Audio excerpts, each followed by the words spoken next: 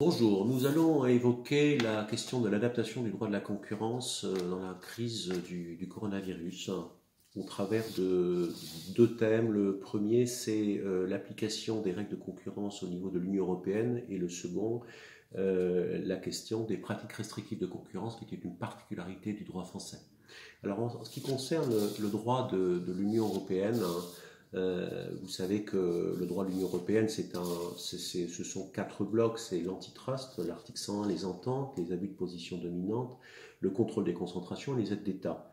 Je ne dirais qu'un mot du contrôle des concentrations et des aides d'État. Il est assez probable, au regard de toutes les décisions qui ont déjà été prises par l'Union européenne, notamment en ce qui concerne la relaxation des conditions d'approbation des aides d'État, que le droit de la concurrence démontrera une réelle capacité à s'adapter pour permettre aux entreprises de passer cette crise économique sans précédent. En ce qui concerne le droit dit antitrust, il y a une particularité, une décision très importante qui est prise par la Commission, qui est l'émission d'une communication le 8 avril dernier. Cette communication, elle vaut la peine d'être lue parce qu'elle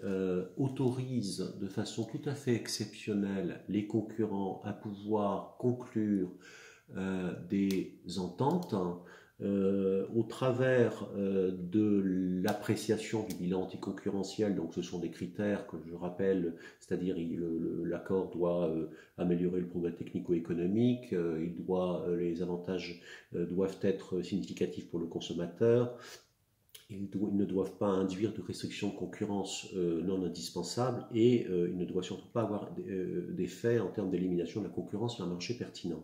Néanmoins, ce qui est très intéressant, c'est que la Commission reconnaît, dans le cadre de cette communication du 8 avril, que en vue d'adapter la production, la gestion des stocks, la répartition des activités entre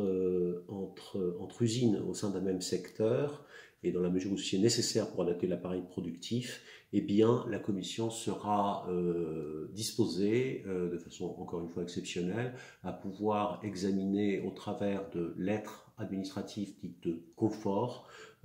si les critères du bilan concurrentiel sont remplis. Et ceci donnerait aux entreprises une sécurité juridique qu'elles revendiquent depuis très longtemps, car l'auto-évaluation ne leur permet pas de bénéficier de la sécurité juridique nécessaire, notamment pour s'engager dans les accords et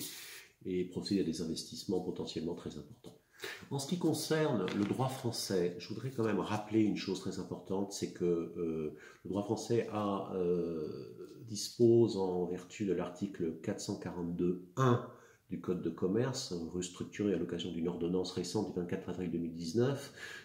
que les entreprises doivent respecter un certain nombre de précautions en termes de comportement, de façon à ne jamais chercher à obtenir des avantages sans contrepartie dans le cadre d'une relation contractuelle, et que c'est dès lors que ceci serait de nature à générer un déséquilibre significatif dans les droits et obligations des parties. De la même manière, cet article 442-1 sanctionne la rupture brutale d'une relation commerciale établie, et elle codifie en quelque sorte la jurisprudence en considérant qu'un délai de 18 mois est acceptable dès lors qu'une relation commerciale est établie, mais la question qui va se poser évidemment sera de savoir, dans le contexte de la crise économique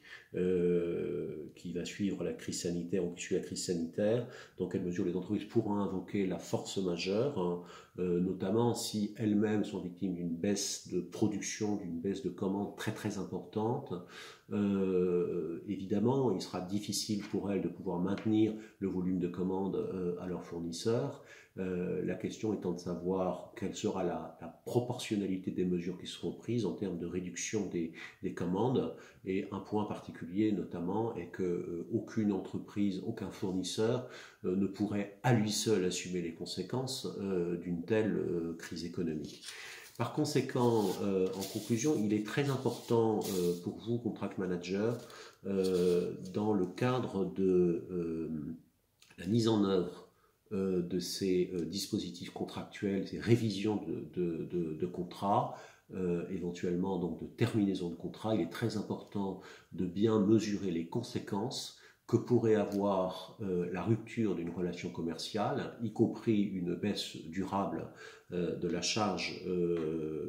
industrielle au profit des fournisseurs, de manière à ne jamais encourir une sanction, puisque ces sanctions peuvent être particulièrement importantes. Certes, on ne parle pas de 10% du chiffre d'affaires comme en cas d'entente prohibée, mais ces sanctions pourraient atteindre jusqu'à 5% du chiffre d'affaires donc de l'entreprise. Il faut donc bien évaluer ces situations, bien évaluer évidemment tout accord entre concurrents,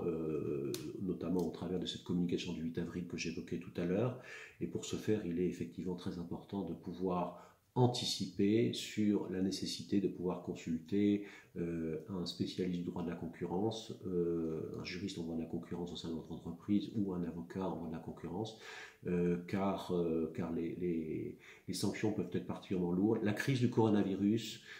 génère donc cette crise économique qui va conduire les autorités de la concurrence à s'intéresser tout particulièrement au comportement des entreprises et elles seront particulièrement vigilantes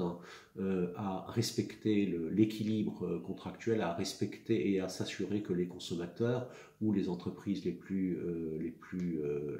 faibles ne soient pas victimes donc, de comportements prédateurs ou constitutifs d'abus de la part des entreprises disposant d'un pouvoir de marché relativement important. Voilà, je vous remercie.